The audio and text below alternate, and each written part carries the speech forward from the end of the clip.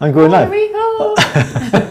Because I'm looking at this screen down here, and that screen hadn't gone, but I forgot to look at that one. Oh, sorry. Yeah, sorry everybody. Really do apologise for that. It says no data coming up on there now. So I don't know what's happening with that. No data at all. Cool. No data. Can everybody hear? You can hear and see. Good, good, good. Excellent condition. There we go. For some reason it says no data come up there, but it says data now. So how is everybody today? And we have the lovely Louise here. Oh, Louise, you're wonky again. I wasn't wonky when I sat down. You're wonky again. Gone wonky. And you got that on you as well. Let's have a look. Let's try and get you not. Oh, there. Oh, my tripod was all over the place. Look, I've got letters on me as well. I know you haven't now. There we go. How's that? Looking gorgeous as ever. Thank you. There. We're done. Okay. You're not wonky now. I didn't have my legs open enough on my tripod. Okay, enough of that. Okay, enough of that. Enough of the frivolities. How's everyone today? Hope you all are doing well. Do you have anything to report, Louise? Yes, I do actually. We have the October winner of our At the Bench giveaways. Monthly member giveaway. September giveaway. It's September, is it? Yeah, because October's now. We haven't done the October, September. Okay, stand corrected. The September giveaway. So yes, the winner has been emailed and hasn't come back to me yet. It's been nearly a week. It has. So if you haven't checked your emails, please check your emails if you're a full member. If you're a full member. If your name is Stan. If your name is Stan, I'm not saying you've definitely won, but if your name is Stan, you should particularly check your emails. Yes. And your junk folder. And if in doubt, just get in touch and I can tell you whether you've won or not. So if your name is Stan, yeah, message us and we'll let you know if you are the winner. Yes, but at the you moment, may not be. I'm not saying you are. Don't all the Stans. Stan the man. Think you're going to win because you might not be. If you Stan, you do need to check. So we give you we'll give Stan 30 days, and if Stan doesn't come back to us, he then will forfeit his prize, and that prize will be rolled over to next month, won't it? Which would be sad, but then we have got our T's and C's, haven't we? And that was in the initial T's and C's. So yeah, if you don't get in touch with us, I'll clearly saying I'm called Stan. Oh really, Stan? Yeah, it's got to match up with the email address as well. So where was I? 30 days. 30 days. Yes, T's and C's. So then if Stan doesn't want the prize or doesn't come back to us, it will go into next month. So next month there will be two prizes. There will be two prizes to give away. Yeah. So we'll keep you updated. I am Stan and so is my wife. So yeah, we'll come back to you with some more news on that. If we hear anything from Stan. Yeah. And also we've got the results of the competition that we ran to win Sally Spencer's book. Yes. We had we did it via obviously here and the Google form. We also did it via Instagram as well. We took all the information from Instagram, we put it into a spreadsheet, we put it into our spreadsheet. In fact, I've got on the screen right by here now that I can see, and we've drawn a winner. Well, we haven't. The random at the bench random, what's it called?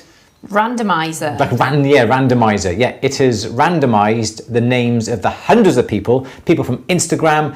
They shared on the post as well. They put, anyway.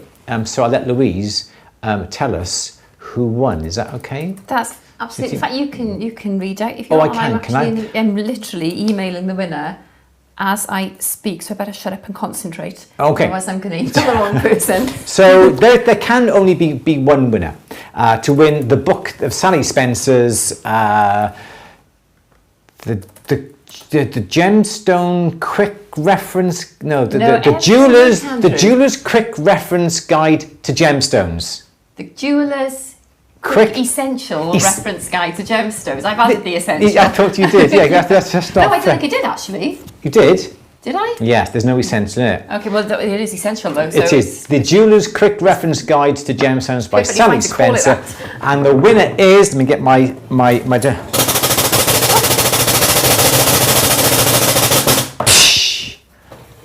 don't know why I'm pointing. I need to point with the mouse, don't I? Jack Moore. Yeah. Jack Moore, congratulations. You're the winner of Sally Spencer's book. Louise has just that second emailed you. I haven't done it yet. She's still in the process of emailing you. And when Louise has emailed you, please do get in contact with us to claim your book. You do need to give us your snail mail address. Look how hip I am. Snail mail address, mobile number, and we'll get the book sent out to you ASAP. The news from last week was that we finally managed to launch our At The Bench store. You can get to that of going via atthebench.store or atthebench.shop. We've got lots of jewellery books on there as well. We're in the process of getting more stock on board for beginners kits, soldering kits, jeweller's tools. We've got Matthew Durston's, not this one, but it's one over there, torch. I think we're selling that for about £49.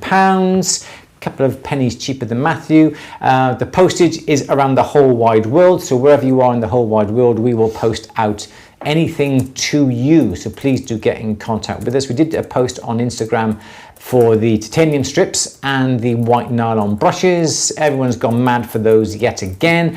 I've programmed Louise's Stream Deck, so throughout the course of this Q&A, she will be putting the links to some of the products that we've got on At The Bench's store. We've got lots of books from Bryn Morgan Press as well. We've got Alan Revere books, Tim McCreate's books. We've got Charles Luton Brain's books and so forth.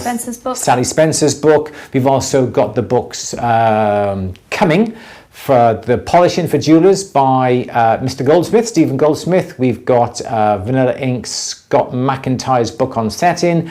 We've got fold forming books by a lady, I can't remember the name off the top of my head, but we've got lots of books coming as well and more tools. So that is, I know you've forgotten it already. So it's At The Bench .store.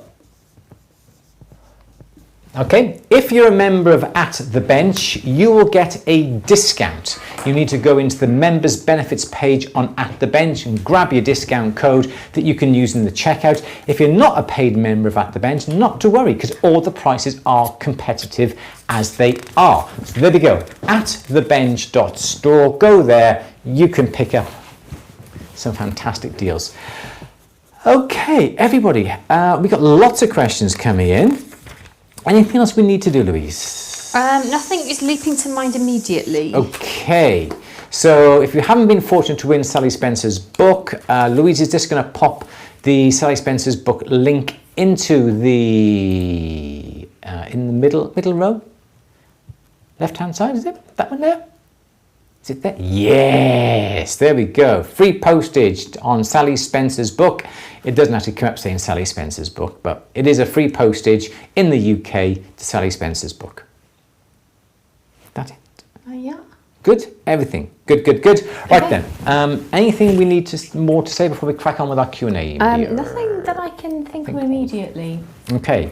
I just thought something I need to write in my diary though. Okay, don't forget, this coming Saturday, Louise and I are going to Sandown. We're going to the Bead...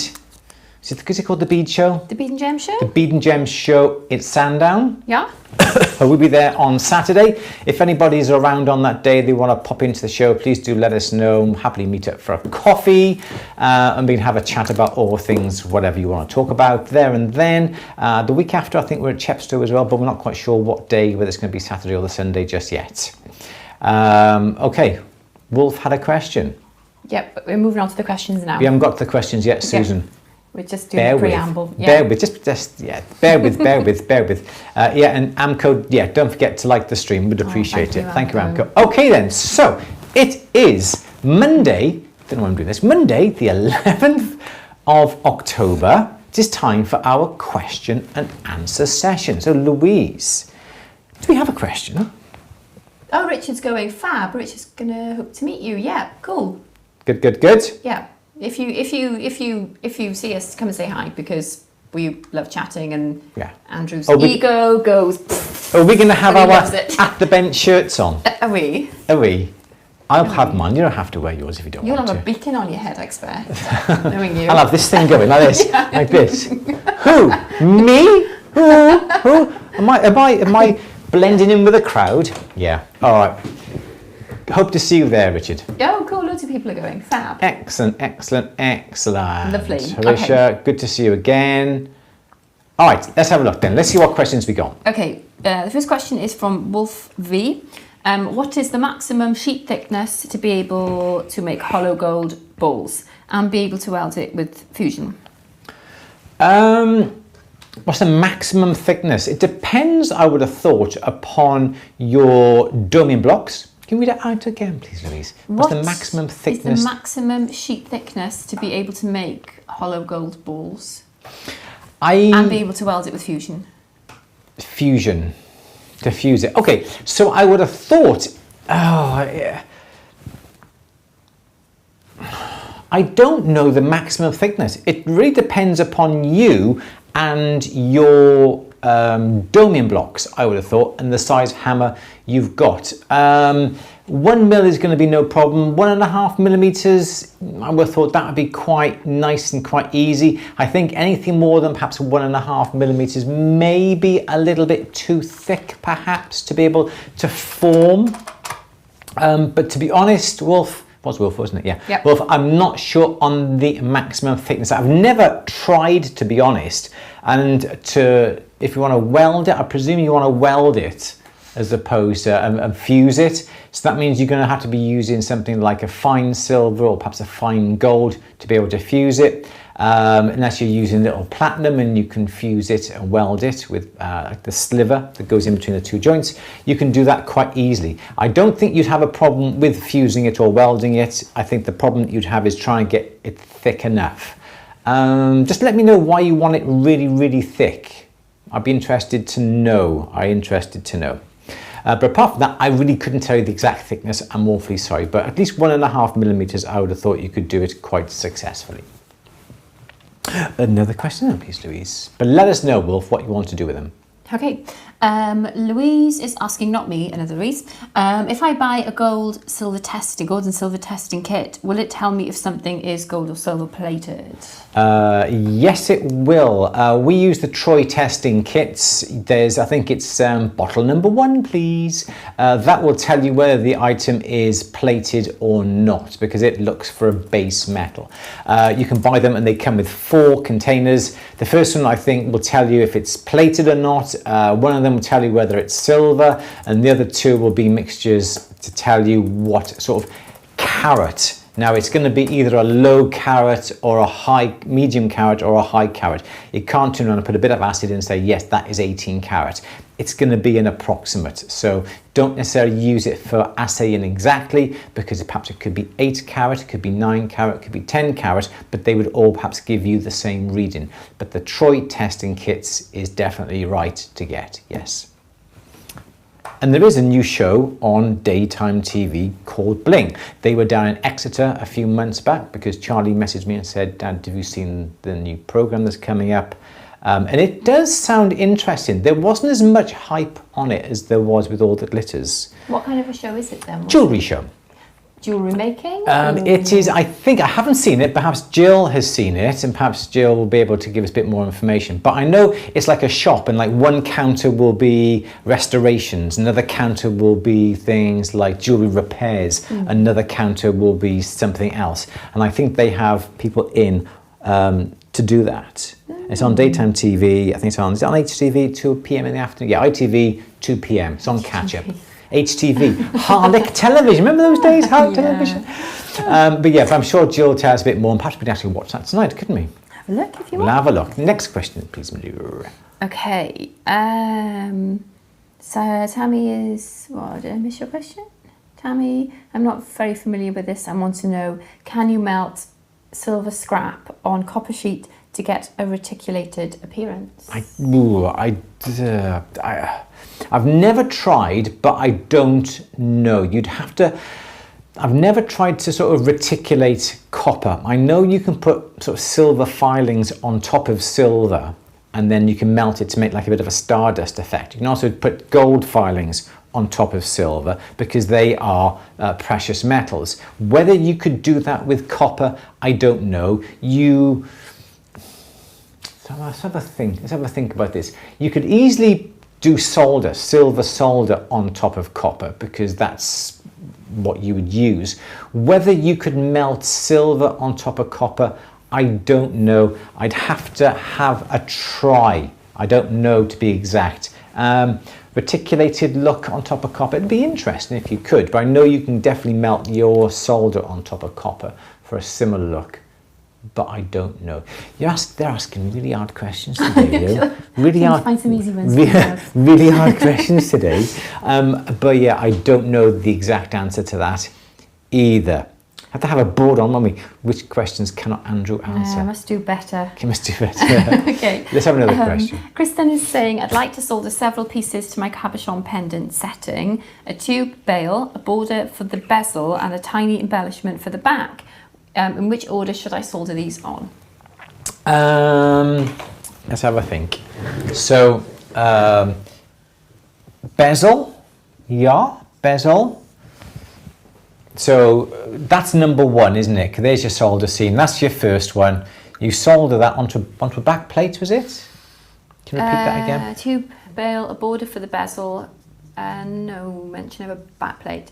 Several solder pieces to my cabochon pendant setting. A tube bail, a border for the bezel, and a tiny embellishment for the back.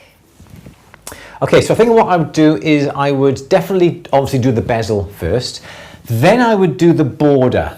I'm not quite sure what border you're going to have, but I'm just going to do a lovely little twisted border going around like that. So I would then solder that on next.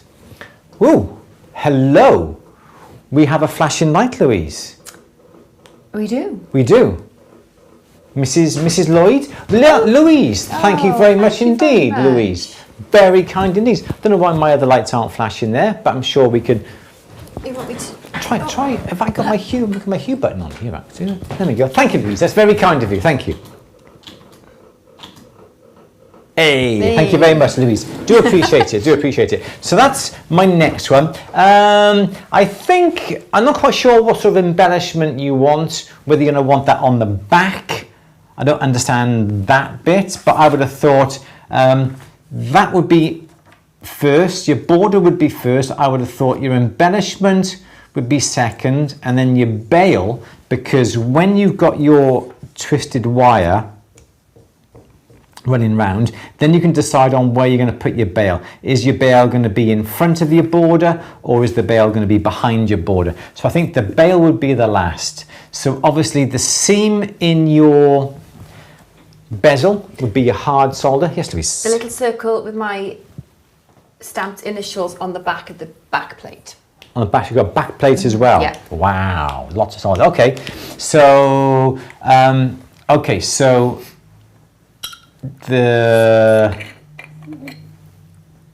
got lots of solder joints. Let's have a look. So let's have a look. We've got bezel, back plate. So what I would do is solder the bezel first, number one.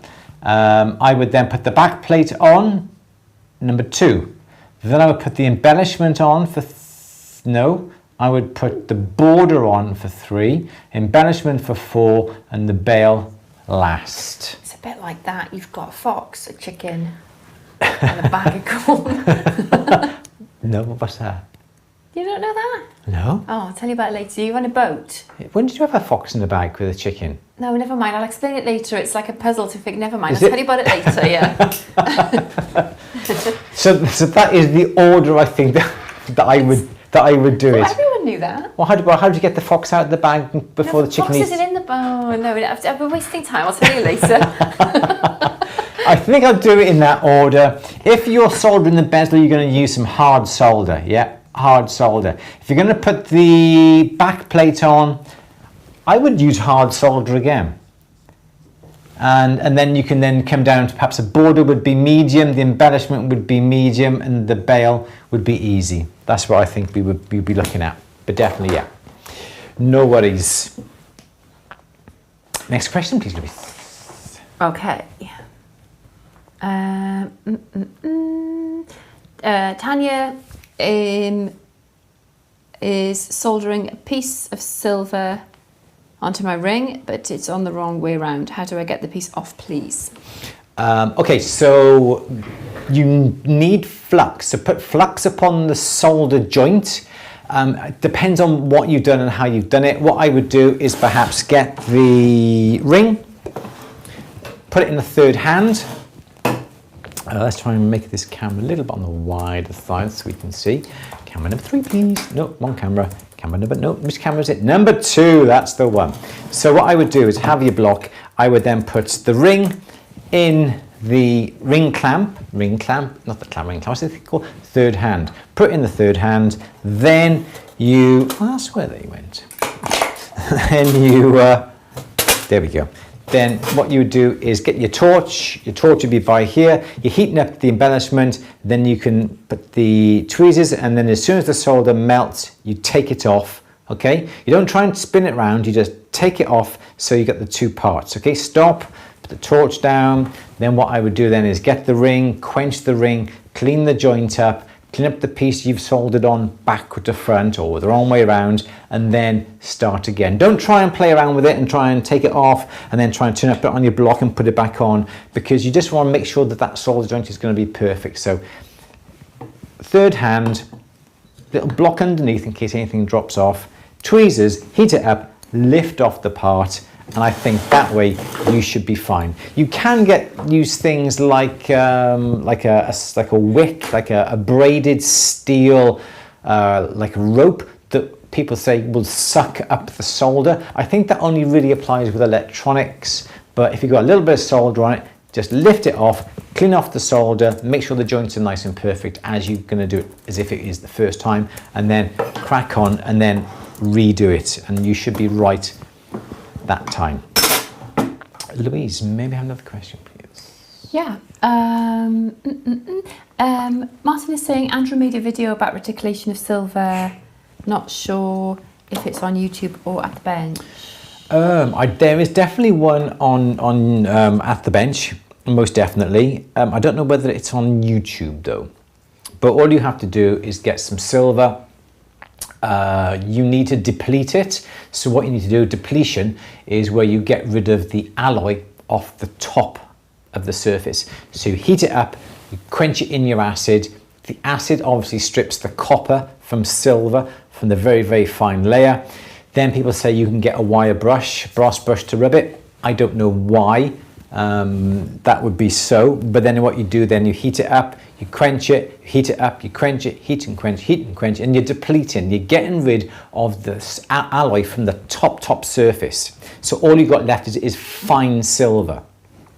Okay, once you've done that about 8 to 10 times, the thickness should be just about right. What you need to do then is to heat up the surface with your torch, and because the fine silver melts at a lower temperature than the sterling, which is actually still attached to it, the surface will melt and will become very mushy and all swirly, but the back bit, the sterling silver, will still be solid, and you should get some lovely swirls. And you play the torch over the surface and the flame of the torch moves the little like puddly bits of fine silver until you get that lovely reticulation on it.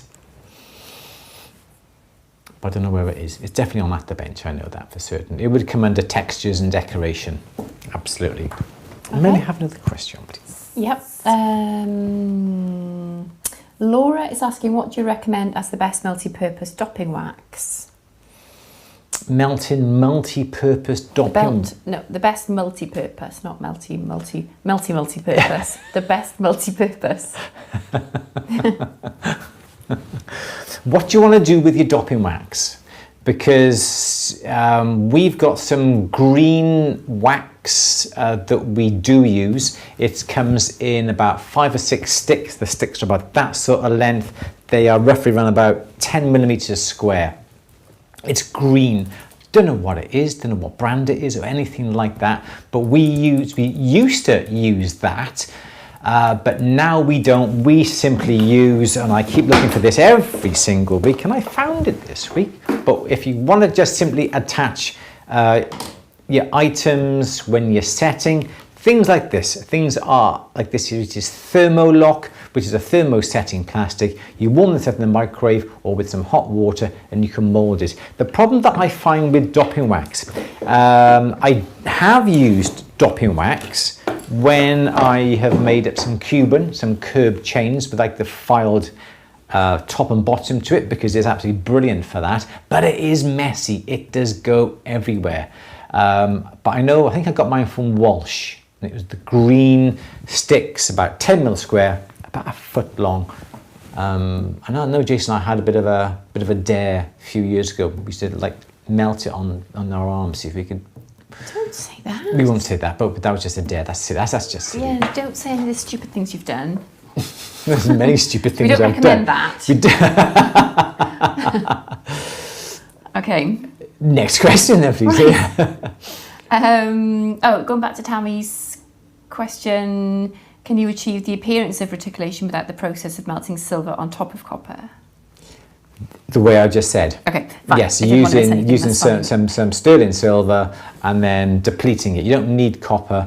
You can just get the reticulation from depletion. I just mentioned that a couple of minutes back. Yeah. Okay. Paul, I don't think that was a question, was it? Sure, I'll have. See, Dylan loves the smell of green dopping wax. It has a smell. It does as well. Oh, there you go. Tammy says, I saw your video on reticulation. It was very good. Thank you, Tammy. Janet is asking how to make a bogey stick. A bogey stick? Easy. I mean, one for picking up gems, not sticking bogeys under the desk. The bogey stick themselves under the desk, don't they? I wouldn't know. You were talking with your brother, weren't you, about when you were young? And your brother used to put his boogies somewhere? Right, all right. A bogey stick, stone picker upper. There was something I think I saw on Instagram earlier on using, and what we said a long time ago, the little red wax from the outsides of baby bells. That's what we have used. The wax tends to be really, really sticky. What we have used then also, we have used some beeswax, and you can get some little tubes of beeswax like this. It's pretty hard, this beeswax. Let's see if I can get this out. There we go. It's pretty hard. But what you can do is grab your, don't have it on my desk, but if you grab some charcoal, grab like a charcoal block, rub the edge or rub the face, renew it because it's going to be worn on a bit of emery paper, a bit of sandpaper, and you've got lots of charcoal dust. Please do wear a mask and eye protection. Then you want to get some beeswax like that, it comes in the tube, and what you do with that, you get a little bit on camera, there we go, you get a little bit of that, you put it in your hand and you warm it up. It's quite hard, but you do have to warm it up. Once you've got it slightly moldable, if that's such a word, get your charcoal dust, put it in your palm, and you want to mix the beeswax with the charcoal dust and keep mixing and mixing and mixing, and you will get, and I should have it in here. While you're mentioning the charcoal and the wax, Janet said at one point, I tried to make one, but it just seemed to smear. There we go. I got one here. I think I did. Why would it do that? Smear. Perhaps there's not enough charcoal in it, and it's a bit too waxy. But when did I make this? I think I made this on At the Bench. This is just a simple little sticky upper here, and with this you can. So more charcoal needed. I always say if it's too sticky. Wax on everything. Oh right, okay. Yeah, so it's too sticky, so definitely get some charcoal on it. But as you can see, this is pretty hard. You know, it's not soft. You can bang the end and it doesn't really go. But this will pick up stones, no problem at all with it, as you can see. And with that, you can pick them up, no problem at all. If you've got a small bit of wax, is it going to be warmer and then potentially? What, when you're making it? When you're using it, I don't know. It's going to warm in your hands, isn't it? Well, you can put that on a usually get like a skewer or an old burr, and you just, hey, another Mrs. Lloyd's, no, Mrs. Lloyd. Thank you very much. Who's this now? Anybody? Anybody? Nothing's coming out. Anybody? Thank you very much. We'll come to you in a second when your name comes up, and really do appreciate it. Thank you. I'll let that carry on a minute. So, if you have a reasonable amount, this is, what's this sort of size? Oh, this looks like Finger Mouse, doesn't it? He died, didn't he? Yoffie died. He's 81, he was, who invented Finger Mouse. One of my favourite BBC children. And let's stop this now. Favourite BBC. Anyway, that's what I've got there. It's about the size of a grape. So if you have that, your fingers, it won't get too hot from your fingers because you're literally just picking it up and putting it back and forth. So it shouldn't get, and even if that's in your hand a while, it's not really going to get very sticky. But something like that would be brilliant. But the charcoal is important because it stops the wax being sticky. Okay. Is that right? Answer your question, Louise? Yes. Yeah, it's good. All right then, Louise, maybe have another question, please. Okay. ST Tuber is saying, happy birthday to your father. Oh, thank you very much. 99. He's 99. He's a funny man, isn't he? He's funny. He's anyway, we won't go into that. Richard, who won the Ultrasonic, said, just like to say thank you for the Ultrasonic cleaner. It arrived Saturday and I've been cleaning and my wife's jewellery with it. Brilliant. Brilliant. Well done. You're very welcome. Yeah. Paul's been getting over a bad cold. Oh, bless. Get better soon.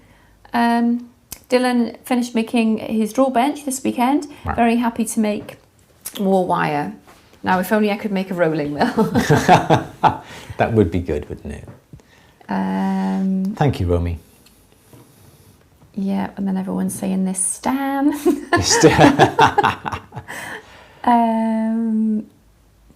Okay. Right.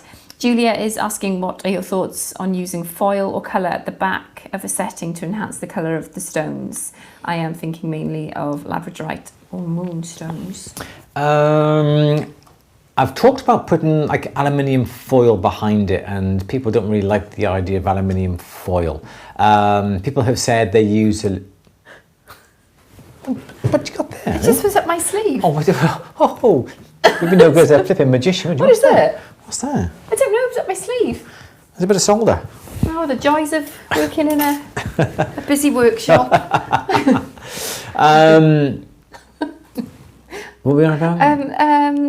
Using foil or colour at the back of a setting. I suggested using foil to someone, and they really poo-pooed the idea. They said don't put foil behind something. So people have said use some fine silver, put some fine silver behind, fine silver foil. Mentioned up on the forum, I think somebody was talking about using some magic rhodium to coat the back of a bezel, because then the rhodium won't wear off and the rhodium will still be nice and shiny. Haven't tried putting it up on silver, but I know that it would work on gold. So the problem with closed back settings is that dirt will get behind, and even if you put a nice bit of silver between the back plate and the stone and dirt gets in, dirt's going to get between the layers, so no matter what you put on there, it's obviously going to affect it. So perhaps if you can get away with it, don't have a closed back setting, have it an open back setting, perhaps. Tiffany is saying, and rose quartz, my rose quartz always end up looking less pink. Yeah. Martin said, does polishing the inside of a setting help with the shininess of the stone? It would do, yes. Yeah? But again, you've got this, if dirt and water gets into it, it will, especially if dirty water gets in and the water evaporates, it leaves the dirt behind and there's no way you're going to get inside to clean it. That would be the problem. So I think, Julian said they used to use foil behind stones, maybe a thicker piece of foil. Yeah, absolutely. Is that classed as a treatment then though? No, it's just placed on top. It's not directly fastened to the stone, is it? I wouldn't have thought. Julia, I'm guessing more. Use mother of pearl. Coloured foil. Mother of pearl. Yeah, have an open back setting perhaps. The Anglo-Saxons textured the insides of the settings under the garnets to increase the shine. It's interesting, yep. Interesting. So yes, you can do, my only problem would be is if it gets dirty, the dirt's going to get trapped. So perhaps try and make it open backed if possible. But Dan, I made a boogie stick last month. The commercial bought ones are too sticky and makes a mess. I attached mine to a copper nail and I can use the end to push stones down. Absolutely brilliant. Well done, Diane. Super, super, super. May I have another question, please, Louise? Yes. Peter is saying, can silver that has fire stain be remelted to make new again? Yes, it can. You can melt it down quite easily. What you can do is when you're melting it down in the crucible, put some borax over the top. And anything like, if there's some fire scale, if there's copper oxide or cupric oxide in the silver, by putting the borax over the top, you're effectively sort of getting rid of the impurities. It'll be taken into the walls of the crucible. That's why your crucibles are always black, from all the impurities and the bits and pieces that get thrown up from the metal. And that is what you can do, and it'll be no problem at all. Just make sure that the metal is nice and clean, there's no stones in it, there's no, because the favourite thing that we always do is when we're melting some metal down, we've done it with gold, we've done it with silver, is accidentally put in, well not accidentally, but accidentally leave in the spring from a bolt ring. And then when you melt it, the spring is held in within the metal. It's only then as you roll it out that you actually see then the spring come to life on the surface, and it's just like a series of little lines like that. Make sure you're going to melt it down again. So yes, you can. Next question, please. I go off on one. Okay, Dylan, anyone else here getting reminders for this only 5 to 10 minutes before? Don't know, we did it. We did this, that would be I get a reminder of 30 minutes. Yeah, it would be YouTube's problem on that, because here we are. It says no, it's saying 38 minutes ago, but I know at 30 minutes it says Andrew Berry's going live in 30 minutes, and I go, oh, I'll go upstairs then. Yeah. I'm not sure. Not sure why that's YouTube. Is it, or can you set an alert? No, it's YouTube. It is just there yeah, Victoria, I get 30 minutes as well. Yeah. Oh. Apologies for that. But if you've been watching this for long enough, you should know 4 p.m. on a Monday is the question and answer. Come on, everybody. Next question, please, Louise. Okay, Shirley is saying, should I separate my white gold from yellow gold before melting into an ingot? Oh, yes, take your white gold out. Always separate the white gold, because white gold alloys are not very nice. They will not melt down and roll out very well at all, because somebody comes into our store and they have a mixture of gold, and perhaps they have those 3 color chains, you know, the little flat snaky twisted ones. I will always say we will never ever melt the white gold down, because the alloy is far too brittle, and if you put it in with the yellow, it could really ruin the ingot. It will make it brittle, you won't be able to roll it out, there'll be cracks up here in it, and you've ruined the whole ingot. Whereas if you kept the white gold out at the start, put it on the scales, give the customer the recycle value for the white gold, and then you can send that off then to the refiners with the rest of your scrap gold, whatever you've got, and your ingot then will be nice. You can even put a little bit of rose gold in as well, that shouldn't be too bad, but never put white. I don't chance it because I don't want to ruin up the whole ingot for my client. So keep it out, keep it spare, and send it off to the refiners if need be. Lou, maybe. Yes. The puppeteer is asking, why does my silver solder seem to be burning a hole in my silver? Oh, that's interesting. Is it new silver, or have you recycled the silver? Because I know we've had some silver that we've been recycling for quite a while, that we have found the melting point of that silver is virtually now to the melting point of the solder. So that is, we have now put that to one side. We're going to send it off to the refiners, because I think that has really come to the end of its life now. But I don't know why your solder would be burning holes in your silver. I really don't know why that would be the case.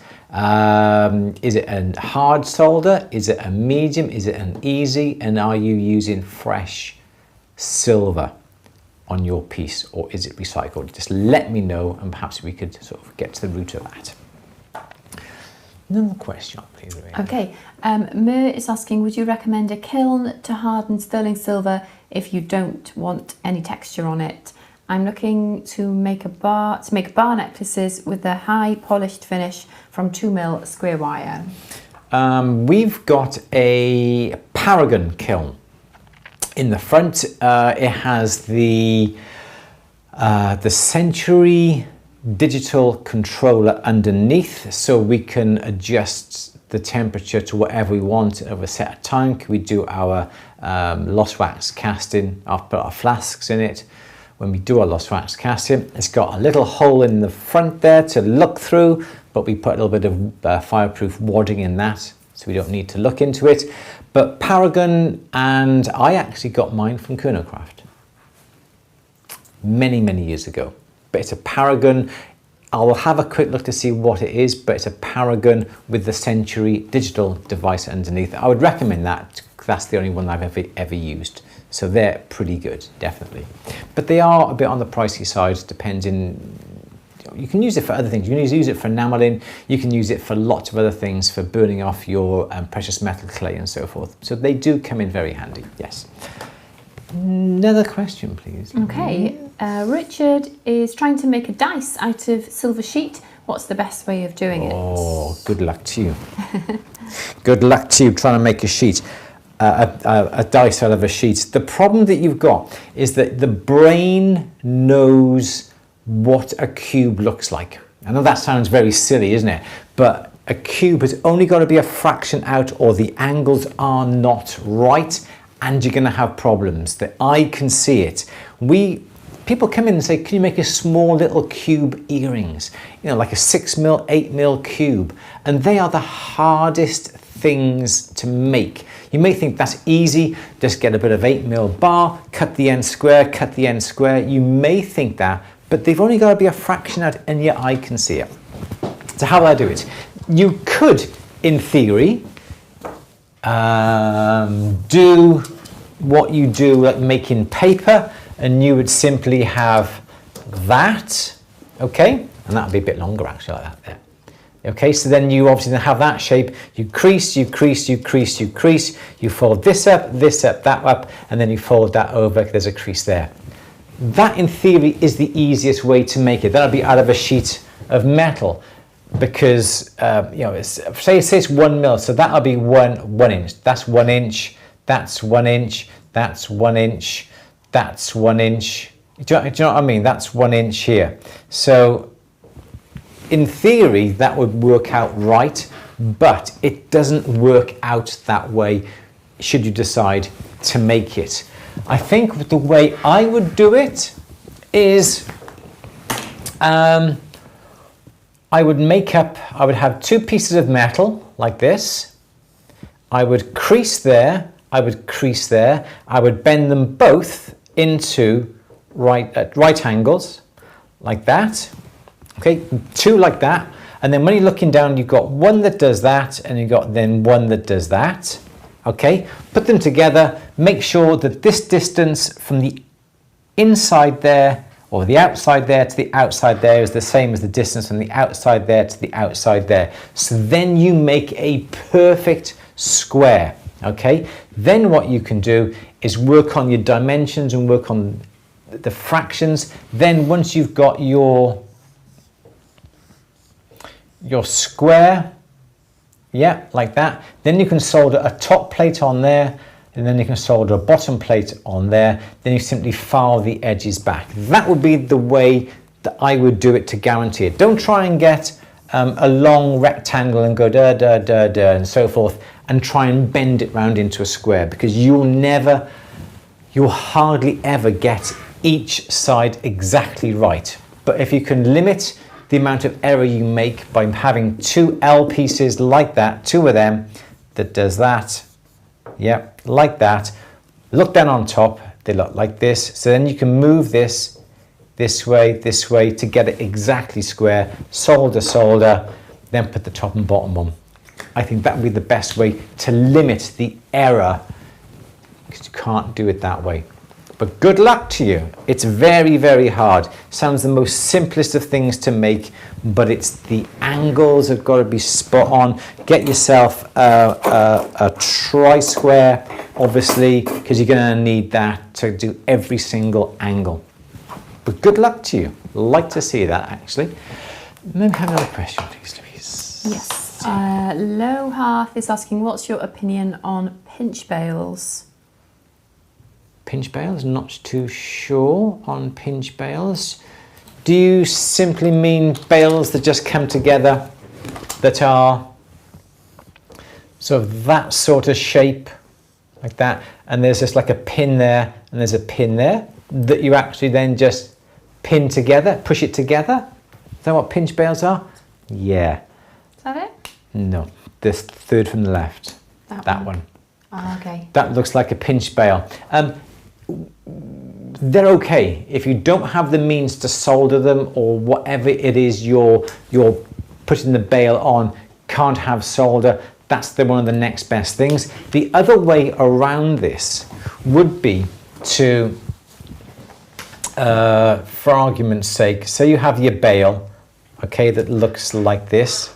Yep, that's a terrible bale, but yeah, that's the inside. Okay, what you want to do is drill a hole in the back and put a wire on this end. So the bale would be this way, okay? You have the long wire here and you have a hole, okay?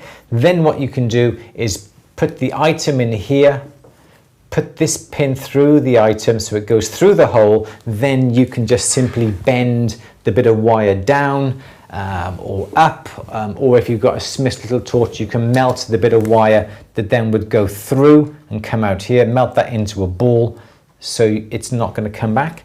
But if the stone is very fragile or it's glass, that would be the safest way rather than just pinching it together, because if that bale just comes undone, the stone is going to drop out. If you can do it that way and just simply pass that through the hole and bend that upwards, something like that, there is no way that bale then can come apart, because this wire is soldered on the front part of the bale down there. That would be the best way to do it. And I never trust pinch bales, never trust them at all. Okay, Louise. Okay. Let's have another question then, video. Yes, Ines is asking, would a Smith little torch help to reduce fire scale? With my small creme brulee torch, I sometimes feel I have to heat too long, and with the chunkier hand torch, there is sometimes a risk of melting. There is. The thing is, when you come to soldering, you've got to think of the SAS.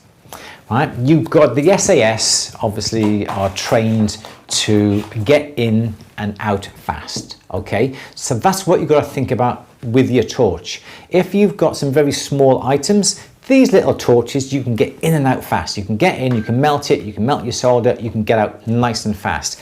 If you have got, for argument's sake, something the size of this, all right, and you've got something the size of this little torch, this is my remote for this camera, there we go. Okay, and you're trying to heat up this with a small little torch, it's not going to work. There's too much mass. So the way I look at it, the faster you can get the job done, there's less flame upon the piece and there's less chance of any fire scale appearing. So yes, a Smith's little torch is going to be great. But if you have a Smith's little torch and you're trying to heat up something like this, it's still going to be quite difficult because you still need to heat up the mass to be able to solder. So if you were to use a Smith's little torch, do I have it on this stand here? No, you could use the melting tip to get the nice big flame onto it. So the rule is get in and out quick. The faster you can do that, the less fire scale you'll have. Louise, could we just pop up into the chat the link to the books on our store? It should be in the middle row. Thank you. There we go. We also have jewellery making books.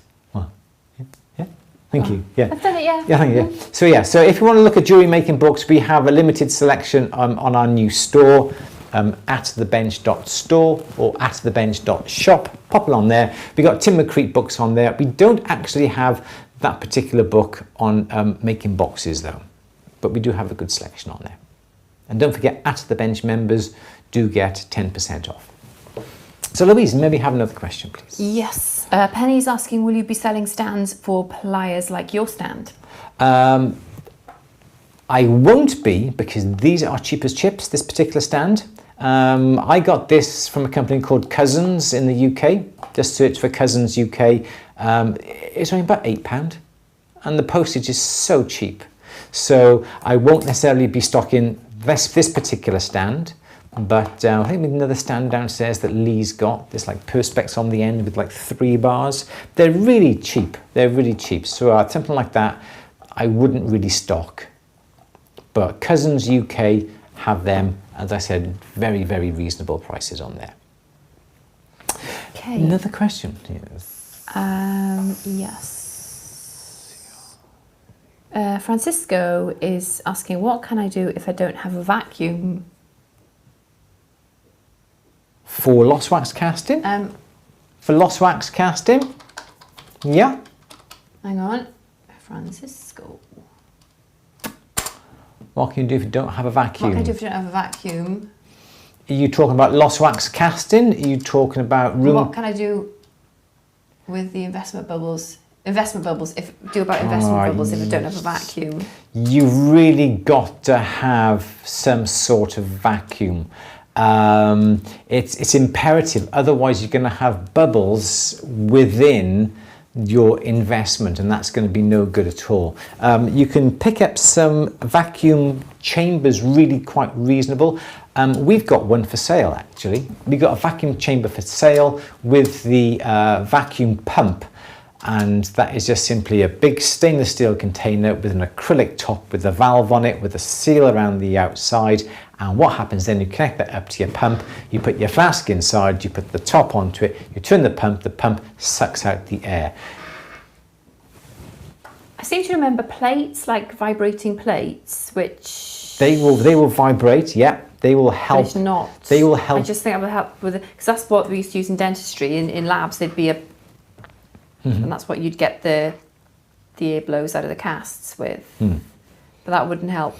I think that would help, but you need a way of extracting. You're relying upon the investment. Literally takes 9 minutes from the moment you mix it, the moment it goes off. Shake a table, yeah, that's it. Yeah, exactly. And it just literally, zzz, yeah, and it shakes the bubbles out.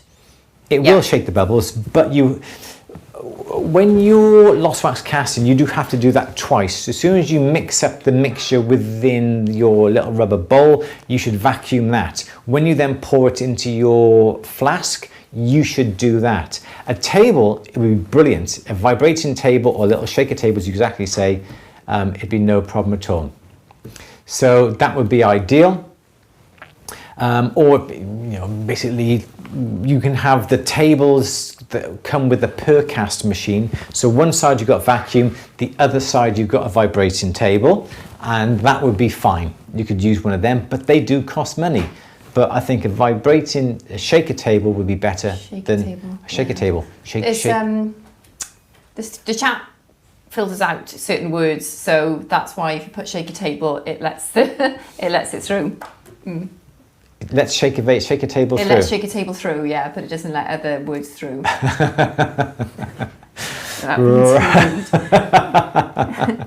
Oh, made me blush. Oh, matron, made me blush. Just in case you're wondering why some of your comments didn't go through, that's why.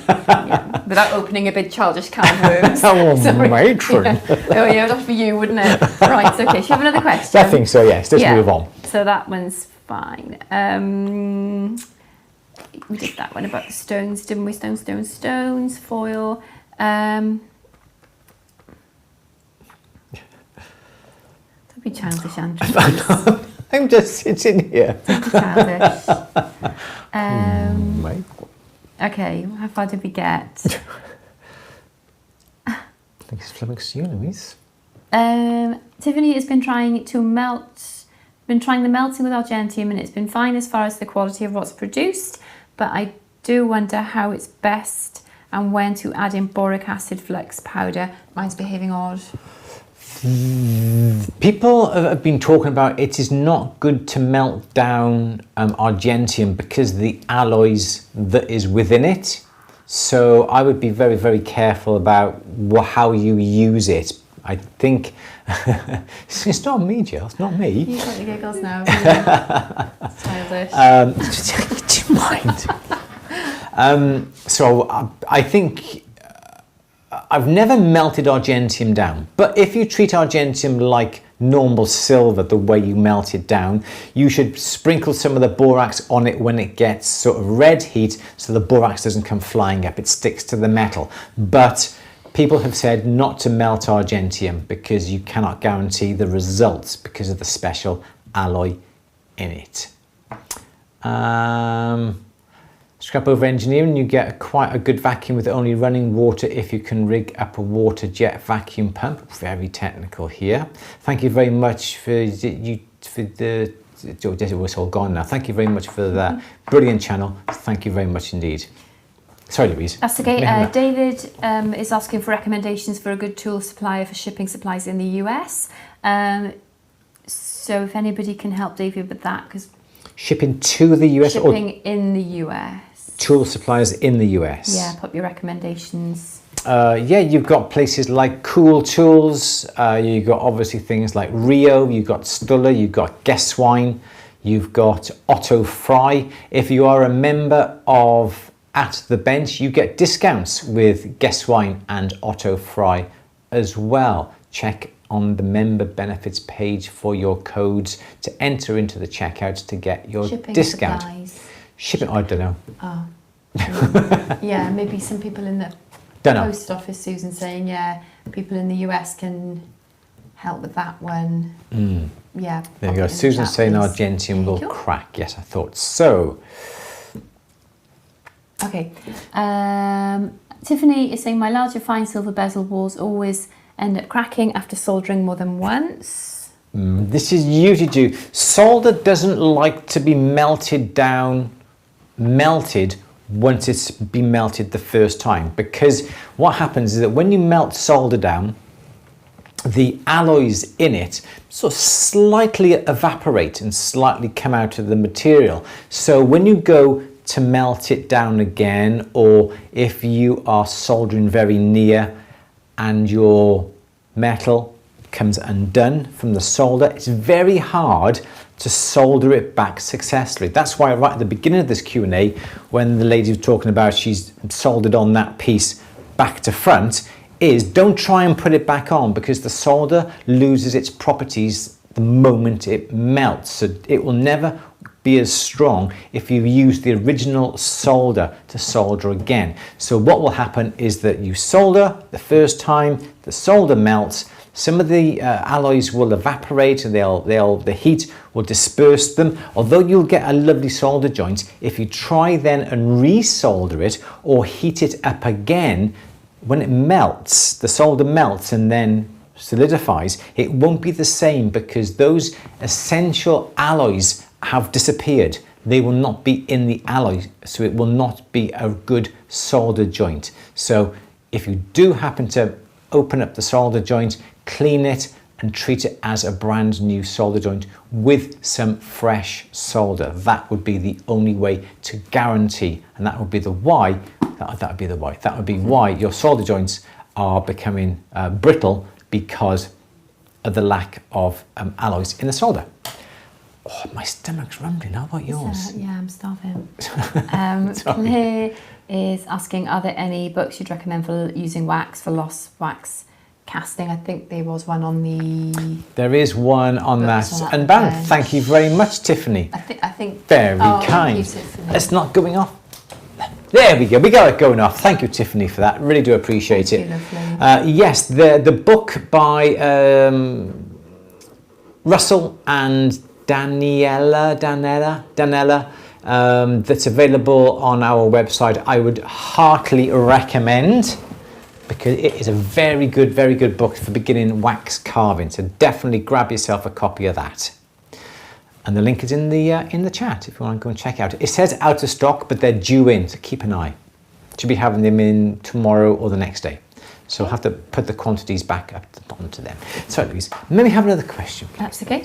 Can I sweat solder or even any kind of solder two thinner silver strips together to make one thicker piece?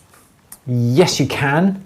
But the problem being is that when you then start to use that piece, there's always going to be a weakness in it because of the solder joint. So if you are simply having to have, say you should be making a dog tag and you had one sheet and another sheet to thicken it and you solder them together and that's it. And you just simply cut out, polish the edges and polish the whole piece, not a problem. If you have one piece and another piece and solder that together and from that piece you add extra embellishment or you use that thicker piece to use on something else, there's a chance your solder joint is going to come apart. So personally, if you're desperate, that would be the only time that I would do it. If you're not desperate, order yourself some more silver from your suppliers or melt some silver and make up some thicker. Definitely. Last resort only. Another question, please. Yeah, Claire is saying, could you use Delft clay for the cube dice? You can. It would be solid. It would be solid. You've got a problem because when you have a flat surface and you make your pouring channel coming into it like this, for argument's sake, your silver comes in this direction. Here is your cube. What you will find is that at this point here, as the metal cools, okay, and solidifies, it shrinks slightly.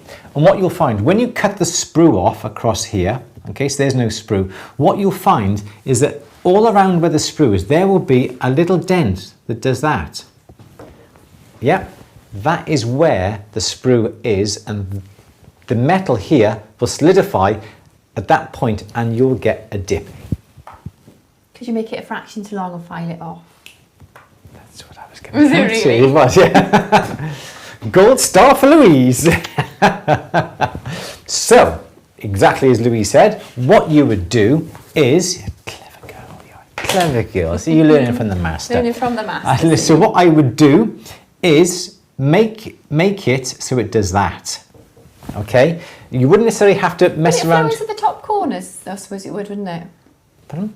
Would it flow into the top corners? Right to the top corners? Yes, yeah. I did exactly that with cuttlefish on the films that went live on at the bench. We did the show. So what I would do is you'd have your square mould, you put it in the Delft clay, take the mould out. When you do your pouring channel, just cut away some extra sand. So as Louise quite rightly said, you would make it that way. So next week we can have Q&A with Louise. Oh, can we really? No, it's a yes, joke. Next week is Q&A with Louise. Let's see see what she does, shall we? No.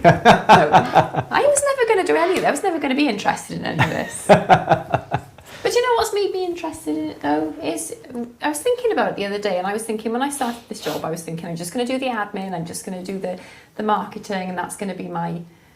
But it's just all these lovely people who are just so encouraging and so lovely, and I just think, well, yeah, I can have a go because everyone's just so kind. Yeah, and everyone's so enthusiastic about what they do, and everyone's happy to give advice and chat. Yeah, everyone's lovely. Yeah. So it is lovely, isn't it? Yeah.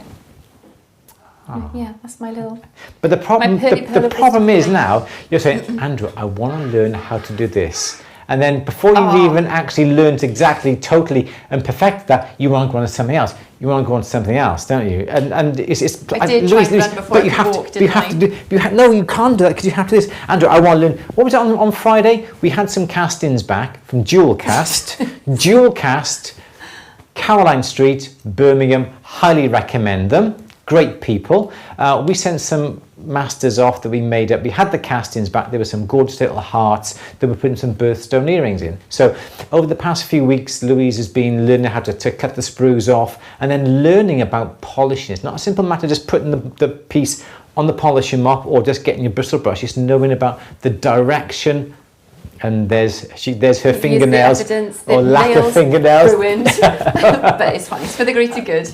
It's all about learning and understanding the direction of polish and which way to angle the brush and how the brush is going to polish. There's a lot that really I take and everybody takes for granted once they understand what's going on. It becomes so second nature to us all. But Louise is coming in and she says, but why isn't my polish working? Why isn't this getting, oh, okay, because you haven't got it turned the other way. Think about the direction and the drag of the mop. So turn it around this way.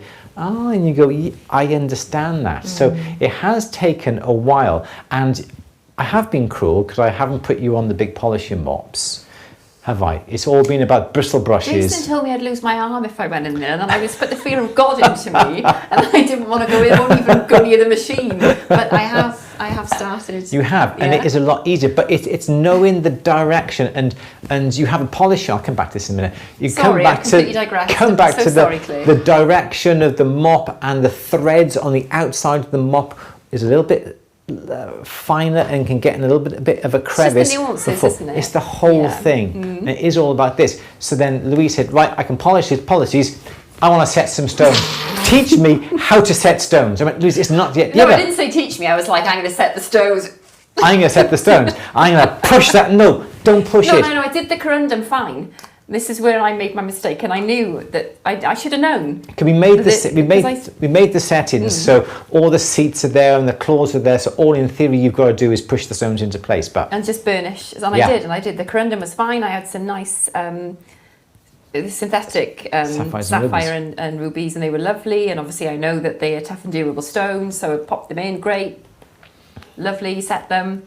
Not perfectly, but. No, they were pretty good. By the good. time they were finished, weren't they? So that was fine. And then, green agate, crushed. Don't worry, I got another one. Did I? Crush. It's like, right, I think you better do these ones, Andrew. So I said, just give them to me for now.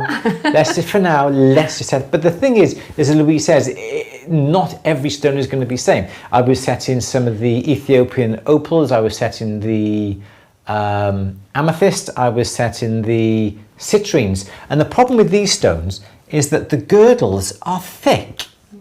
They're like that, okay, whereas the corundums, you were quite right, are like this. So you have to alter the setting for these stones because they're not the same as those stones, and there's lots of things to do. Anyway, we digress. So as Louise, we're having a Q&A with Louise next week. Definitely. So all my mistakes I've made through the week, we'll you're going to have the little shrinkage right next to the sprue, but because you've made that little area a bit bigger, you can simply come across and clean it up. But again, it would not be a job I would look forward to because your eye knows what a square looks like. It's going to be really, really hard, but good luck. Another question, please. Okay. Michael is saying when he was in school a couple of years ago and made 4 different size cubes using the cross technique, it's a good exercise to learn. GPEP, just learned that week just learned last week that Z in America is Z in the UK. Oh, yeah. Yep, CZ, CZ. I started saying CZs. You have started saying CZs. CZs. CZs, yeah. Okay. And solder and solder. Yeah, Americans don't produce the L. Solder. Let's go and solder that, shall we? Solder. But I have started saying flex shaft as opposed to pendant motor these days. Is that because you think it sounds cooler? I do, yes. Yeah. Okay. If you pickle between solders, can overpickling... If you pickle between solders, overpickling can cause cracks. It can. If you quench too quick from when you've soldered, quench it too quick, it will, because there'll be stresses upon the joints. If you let it cool and then put it in the pickle and only leave it in there long enough to get rid of the oxides, then take it out, you should be fine. The pickle won't affect the solder joint. If you leave your piece in the pickle overnight, the next morning it will crack because the pickle attacks and affects the solder joint. So let it cool down to a black heat, put it in. All you need to do, this is why I work the way I do. If it's red hot, don't put it in. If there's no colour on that piece except black, okay, you can put it in the acid. It'll go tss. That's it. Take it out, swish it in the water, carry on working with it. Don't leave it in the acid. Only leave it in the acid or safety pickle long enough to get the oxides off. Sorry, Louise, should we have one or two more questions and then we'll give it a... Okay. Iona is saying, can anyone advise if it's okay to pickle a piece that has a large piece of mother of pearl on it? No, definitely not. Because the acid effects, or safety pickle, will affect the mother of pearl. It will become dark, it'll lose its luster, and it'll become dull, and it will not look the same way. So do not put it in the safety pickle. Okay. Jake is asking about overlaid work and having trouble with it. What are some of the secrets of doing this type of work? Can you help? Overlay work. Overlaid work. Overlaid. Not sure exactly what you mean, but I would always, if I'm soldering one piece on top of another item, I would always sweat solder. So you'd always put solder on the smaller of the pieces. I'm not sure exactly what you mean, but if I can just try and explain what I would do. You have a piece of metal, you want to put some applied decoration on top of this, and say you've got a little triangle, okay? What you want to do is flux the triangle, snippets of solder, melt the solder on the triangle so the triangle is flooded with solder.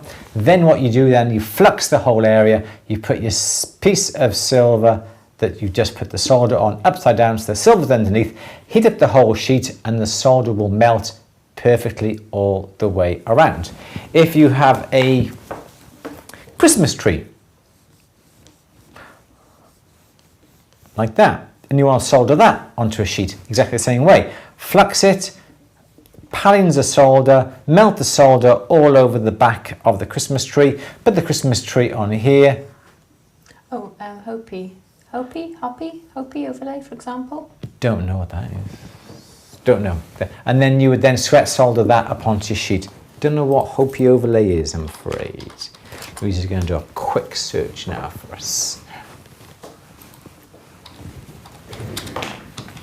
Hopi overlay? Ooh. Okay. Nice. Okay, yeah, I would use that same technique. I would, two silver layers that are formed onto a flat piece, the same shape, then I cut into the jewelry, so two pieces are then soldered together. Yes, you'd solder it. If you did the way I just suggested, by sweat soldering it, you're gonna get me frothy. I can sense froth appearing, okay? Rising in you.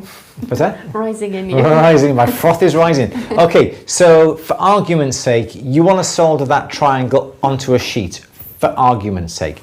Do it the way that I say, please. Okay, so get your triangle. No, I'll explain. Okay, there's your triangle. I must get some new pens, Louise. They're in your drawer, aren't they? Would you like me to get you a new one? No, we're okay. I'll just push a bit harder. It's for the viewers, darling. So yes, so melt the solder on the triangle, put the triangle upside down so the solder is here, hit up the piece, the solder will only travel as far as the edge of the piece. It will not go anywhere else, okay? Those are gorgeous examples of overlay. If you do it the way certain books tell you, oh, you're going to be in trouble. You're going to be in big, big trouble. Books will tell you, and I'll draw it with another colour, and I'll draw it in red, because you shouldn't do it this way. Books will tell you, put a bit of solder by there, put a bit of solder by there, like that, okay? Heat it up. They'll say, what's going to happen? The solder will melt and will be drawn underneath the triangle. They are right. What they don't tell you is that when that happens, the solder will leave a faint, faint little shadow where it was just resting, like that. It'll be faint, okay? You will not get that solder off without ruining the whole piece. This is what you've got to remember. Some people will say, melt the solder into a little ball before you put it on, okay? So you have the little ball by the side, and perhaps you have, looking on the side here, there's that there. You put the ball by here, okay? Why do it that way, because what is going to happen, the solder will melt and the solder will flow, but where that solder was here, it's going to leave a shadow. It's going to leave remnants by here. Also, what happens if that solder decides, oh, that little piece is hotter than the rest of it, that solder will flow on your piece all across here because this is hotter.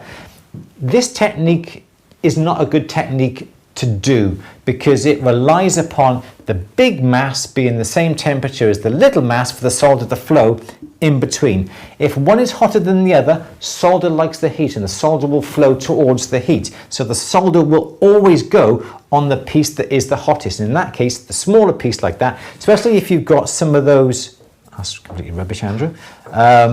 You got, you know, these sort of looks, haven't you, on this Hopi overlay like this up on the band. These little pieces are going to melt. These pieces are going to get hotter than the rest of the band. Don't even think about putting bits of solder around to do that. Do it the way I say. I sound like a headmaster again. Bossy Betty. Bossy Betty. So do it, sweat solder. If you've got a design like this, sweat solder on the back. Put that onto a piece and it will work. You will have the most beautiful joins. You will not have to try and get off those little shadows that appear on the surface. Romy said you could get the shadow away with your adjustable saw.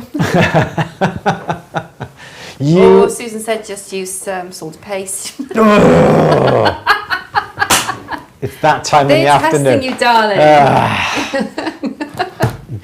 I'm going now. That's he's it. Just having a big strop. I love a good flance on a Monday afternoon.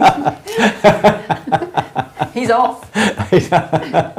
Forgot the question by now. Yeah, I do go on. But yeah, sweat solder, Hopi overlay is the best way to do it. Don't even consider doing it any other way. I'm gonna start. When this happens. It's all right for you, Loss. I've got to take him home like this. When this happens, I say I'm going to go home and start writing my book because this frothiness needs to come out of me and it needs to be put down in paper for people to understand the reason why I say what I say and get frothy. On that note. On that note, we'll give it a rest now. Shall we take me home now? I think I'll leave you here, actually. Hit me about the head with a damp kipper. Okay. All right. Here we are. That's it.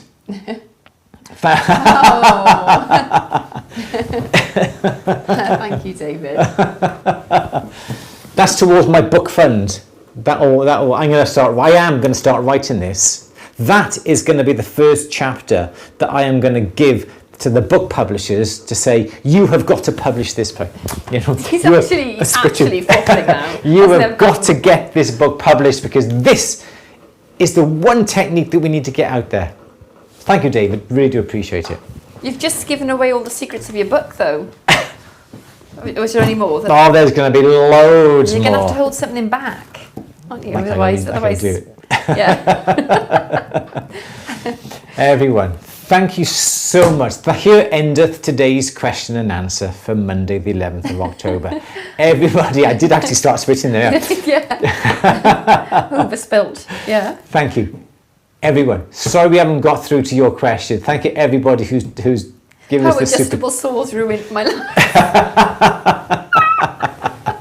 Oh, I love it. You can see people out there, can't you, on the streets with their adjustable saw frames by the side of them. Yeah. And you're there just smacking them out of their hands. See, I told you. See, you wouldn't be here if you had a normal saw frame. Yeah. So as everyone's saying, do appreciate it. Give this film a little like. Thank you so much for everyone coming on today. Really do appreciate it. Thumbs up before you go. Thank you, Romy. Thank you, guys. Yes, thank you, David. Appreciate that. Yeah, don't forget. Saturday, Sandown, the Gem and Bead Show, the Bead and Gemstone. Oh, what's it called again? The Gemstone, Bead and Gemstone Show. Hang on, should we get the right name? Pop onto the. Let's have a quick look at it. Oh, it's Costa Coffee. It just came through, didn't it? The Big Bead Show. The Big Bead Show. Your autumn adventure starts here. This is what not to do on mobile site. Check your mobile website before. Your autumn adventure restarts here. Do we need to bring a COVID vaccination record?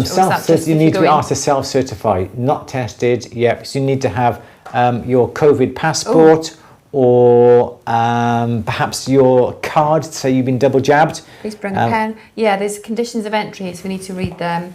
Okay. But I don't know if you need to bring your vaccination record. Unless you want to go clubbing afterwards. Of course, you'll need it then. So it's the Big Bead Show, Sandown, 16th of October. Louise and I will be there. I'll be leaving my adjustable saw frames. I'll be leaving my solder paste behind. So is it just gems to look at or gems for buying? No, there's going to be yes, there's going to be stalls there. I don't flow test. Yes, I think you can take a negative one of those, but how you can prove it was yours and you did it there, and I don't know. But we got our records anyway. But please read the rules of entry before you attend the event. Especially if you're travelling quite a long way like us. Yeah, absolutely, absolutely. So we'll be there. What are we talking about? Oh yeah, who's going to be there? There's going to be traders there selling beads. I think the majority are going to be beaders as opposed to gem dealers. But I know Tufnell Glass are going to be there. So if you want to have a chat with them about the oxycons and so forth, Metal Clay are going to be there as well, and lots of other Ilona Biggins. Yeah, she's a gem dealer. Clay. They are Metal Clay, Monty's Beads, Moon Beads, Mr. Bead. Clay Gills. Yeah, the bead selection, the old bicycle shop, Tufnell Glass, Twinkle Pieces, Class Bits, CJ Beaders. There are lots of people there. It says. There are Ilona Biggins is there. See what accessories of old. Is it 10 till 4? This is going to be interesting because I did want to learn stringing, didn't I? What are you laughing at?